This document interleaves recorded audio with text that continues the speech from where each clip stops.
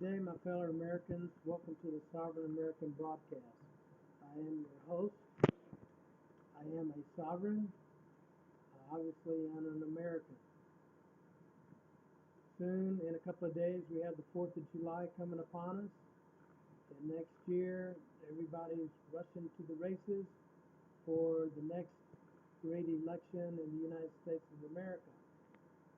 For the last 5 elections or more, not only I, but many Americans have believed our elections have been pretty futile, mostly a waste of time, a lot of it managed and controlled by corporations and banks. So the American people have ended up with the best, what do you want to call them? I don't want to call them representatives because they don't seem to represent the American people too well.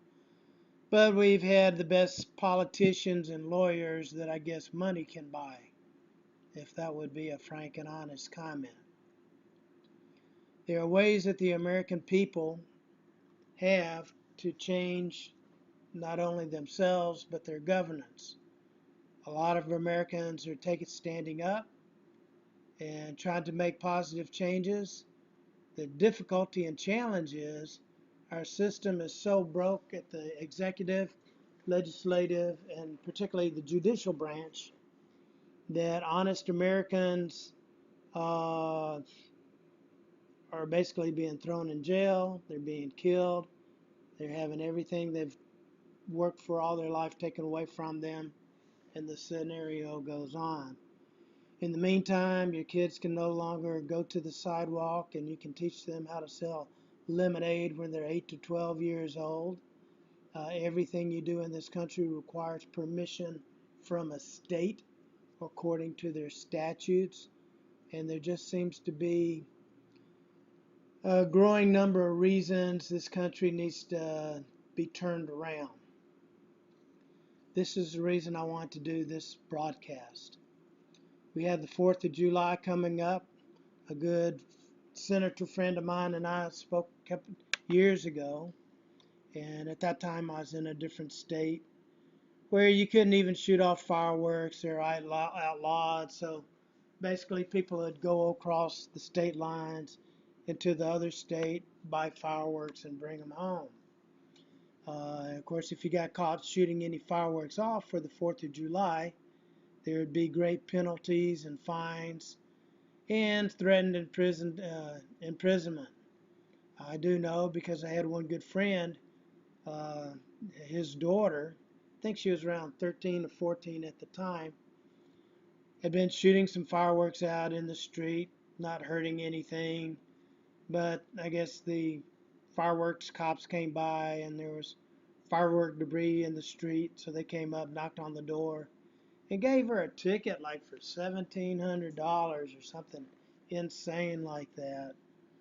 Anyway, my friend Jim, the congressman, we talked about this, and there should be easy ways instead of doing blanket laws, which aren't laws, they're just color of law called codes and statutes, that some stupid silly ordinance says, hey, you can't shoot off fireworks in the city limits. Well, a smarter solution would be for those, I hate to talk about them, politicians, stand up for the American people.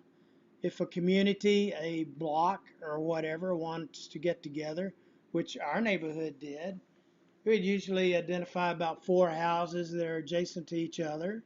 We'd all water down our lawns for the day and the night. We'd all sit out in lawn chairs and shoot off fireworks. Didn't hurt anybody, didn't have to get the fire department over there. If a mishap did come up, we'd take care of our mishap. And that's just being responsible while having fun and celebrating what is natural for most Americans to do and want to do. And I was certainly raised up with it, just blowing off fireworks and things for the 4th of July. So anyway, this 4th of July coming up, there are 2 things I hope you will do. One is go out and blow something up. Not in a hostile manner. Shoot off some fireworks or whatever you can come up with, and enjoy the 4th of July and celebrate your liberty and your freedom. That is, if number one, you can get permission to do that. Number two, if you dare just to do it. And number three, if you can get your neighborhood to come together and responsibly do what you all want to do and self-govern yourself on the 4th of July. In evidence to your city council, and you are the power, but you're used to calling them the power that be. But show them that you've taken back your liberty and your powers and you've safely enjoyed your 4th of July, and deny any tickets or whatever that they may serve upon you and have it signed by the whole neighborhood. That would be one way to do it. The second thing and most important thing I want to get across to the American people are basically two items. These items are both principles and laws in the United States. They are not ones that you've probably ever heard of in most cases. A growing number of Americans and even Canadians and Australians and Brits and those in other countries are starting to discover the law, but it is particular in the United States and different in that the United States is the only country that I have discovered where it is you, the individual American, who is the true sovereign. Sovereignty used to mean, and in England still does, the sovereign is the king or the queen, that individual that rules over everyone else. In the United States, our forefathers established that it is the individual, individually and collectively, who are the true sovereigns in America. And I've written down some laws that you can write down, look up. But I think you need to know these two important legal facts. One, that is you, the individual American, who is the true sovereign in the United States of America. All along, the city, the county, the state, and even the federal government like to stand up and claim they are. Because if they don't claim it, then they do have to admit that they cannot rule over you. And as by law, they cannot.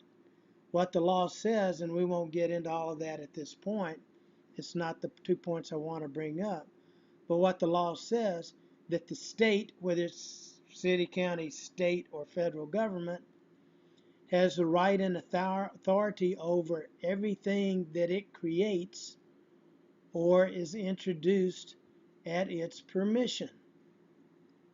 So I ask you this simple question. When did the state, federal or local state, create you? Well, by nature it never did, never has, and never can. Well, I guess there's artificial stuff. But outside of that, they have created a legal jurisdiction where they convert your name into all uppercase, and that is the legal fiction that they created and you have accepted. But outside of that, and I really don't want to get into that discussion right now, but by law, you, a natural man or woman, are the true sovereigns in the United States of America. To that end, I want to read this to you if you haven't already read it while you're looking at the screen. And this is the first time I've used this, so it's kind of a test as well. These are the two principles and laws that you need to learn. They don't and didn't teach this in school and probably don't want you to know it. But this is what the law says. Sovereignty resides in the individual. That's you. The individual and not the state, whether that's federal or your local state, is the source and basis of our social compact. And that sovereignty now resides and has always resided in the individual, and that is you. So right there, the law states and the court rulings state that you are the sovereign. The government cannot trespass over you. You need to learn that. The next piece, dealing with sovereignty, is at the Revolution, The sovereignty is devolved on the people, which you just learned. And they are truly the sovereigns of the country. It's not the state, it's not the federal government. But they, meaning you, are sovereigns without subjects, with none to govern but themselves. So basically what that means is you can rule, you do rule, and govern yourself. You cannot rule or govern your neighbor or anyone else, but you do have the free will right and power and authority to self-govern and self-govern yourself. The citizens of America are equal as fellow citizens and as joint tenants in the sovereignty. So what I would like for you to do this 4th of July is discuss or bring this topic up with your family members, with your neighbors. If you're brave enough or able to, according to statutes, codes, ordinances, or to heck with that and just choose to do it on your own, collectively as the sovereigns you are, to go out and shoot off some fireworks for your kids if you can find any these days, and have some fun, barbecue, drink a little beer, have some sodas or whatever you wish to do. But discuss the sovereignty principle and that each and every one of you are the true sovereigns in the United States of America. It's not your representatives or somebody that you temporarily lent a portion of your rights and powers to. You can retain those rights and powers at any time you want because you are, when you were born, and currently are the only sovereigns in the United States of America. The second portion dealing with sovereignty that I want to go over with you, I'll just read. The first statement was by Thomas Jefferson, and keeping the framework, the idea that you are the sovereign. What is true of every member in society individually is true of them all collectively, since the rights of the whole can be no more than the sum of the rights of the individual. So just summarizing that, it is saying that if you do not have a right over your neighbor or someone else, all the other people, including all the people in the state, do not have that power and authority over you. It is the individual, what is true of them all collectively, since the rights of the whole of all people can be no more than the sum of the rights of the individual. Now, a court ruling that backs this up, and you can read that on here, if one individual does not possess such a right over the conduct of another, no number of individuals can possess such right. All combinations, therefore, to affect such an object are injurious, not only to the individuals particularly oppressed, but to the public at large. So I'm sitting in a state, for example, that a couple of years ago, I walked into a bar, sit down, have a drink, shoot a little pool, and they actually had a sign up there, and I took a picture of it, and I probably won't get it totally correct, but basically what it says, drinking and being served in a bar is not a right. It is a privilege. It is something that can be determined by a state. Well, what that's saying in light of the laws and what we're just reading, that your representatives claim the right, power, and authority to tell you what you can and cannot do. Well, if I got money jingling in my pocket and I walk into a bar and they're selling beer and I'm thirsty and I want a beer, I have the natural and unalienable right to buy a beer. The problem is that the bar, probably mistakenly and not knowing better, went to the state and asked permission